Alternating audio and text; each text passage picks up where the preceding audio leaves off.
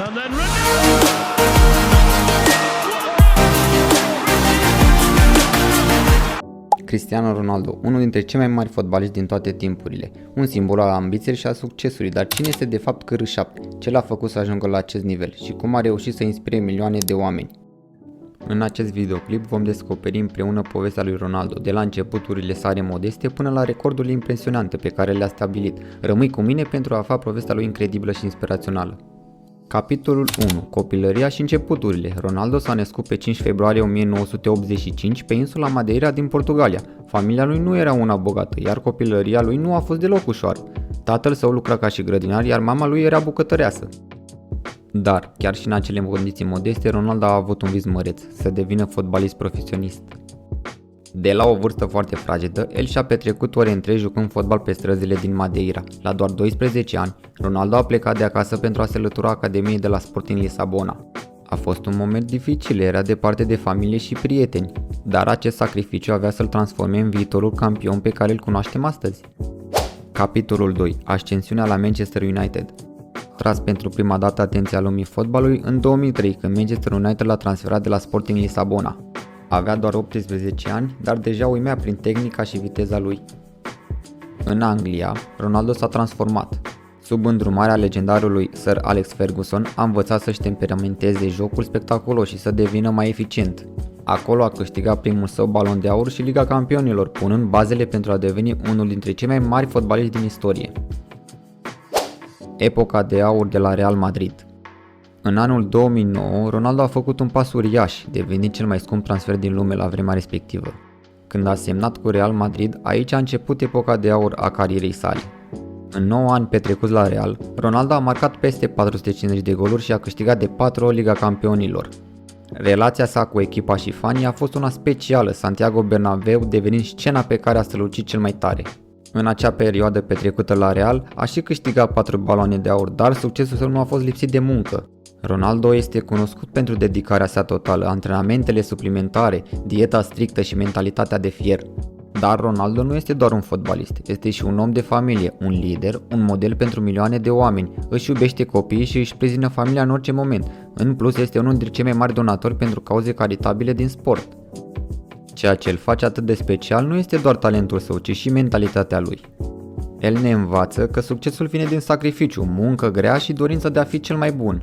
Poate că unii oameni îl critică pentru încrederea pe care o are, dar adevărul este că acea încredere l-a adus acolo unde este astăzi.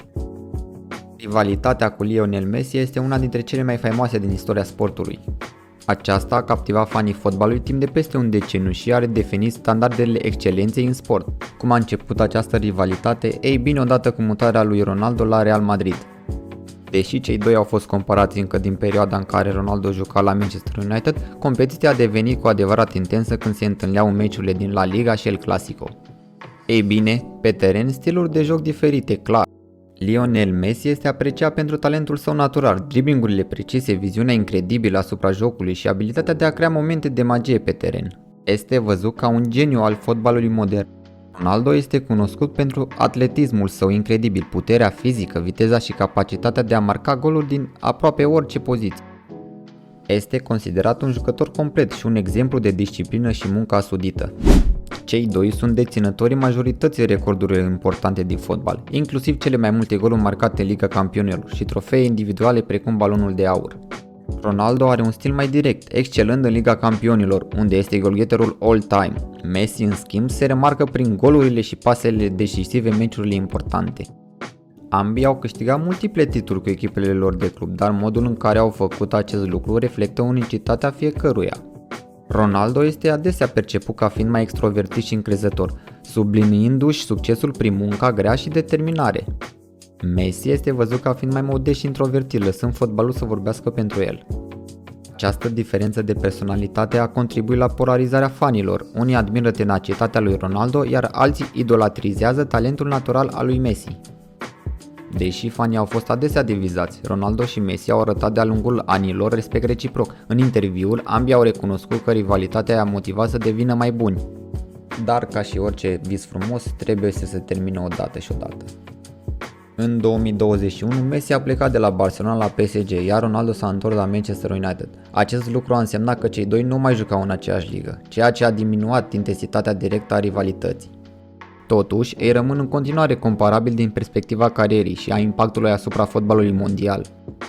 Calitatea Ronaldo-Messi este un simbol al excelenței în sport. În loc să fie doar despre competiție, ea a inspirat generații de jucători și fani, arătând cum doi sportivi excepționali pot redefini ceea ce înseamnă să fii cel mai bun.